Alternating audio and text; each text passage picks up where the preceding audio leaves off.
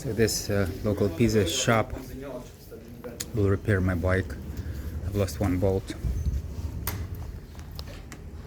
Today is my last day in Pisa. I started with a visit to a bike repair shop to replace a missing front derailleur cobble tensioner bolt, something I must have lost along the way. Now, the gear shifter works better, just in time for the ride. Yeah, I love a cycling track with obstacles. If you have good bunny hop skills, you can bunny hop it. If not, just roll over it.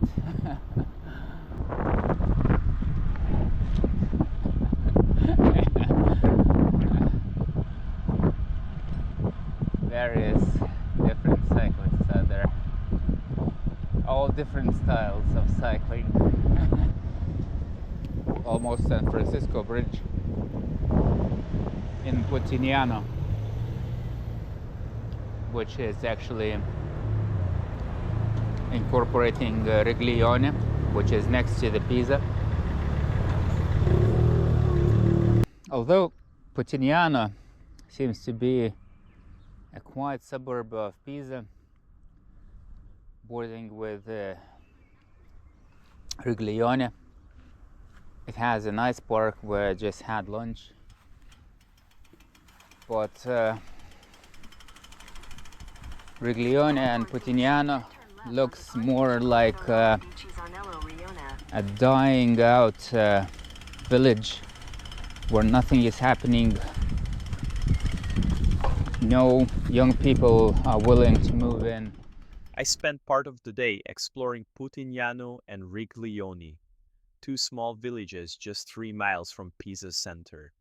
Despite having new cycling roads and parks, they feel neglected, aging populations, few active residents, and a slow, fading atmosphere.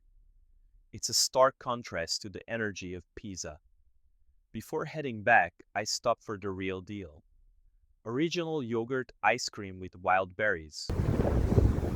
That's ice cream. That's the end of Pisa. Last day. Last hours in Pisa.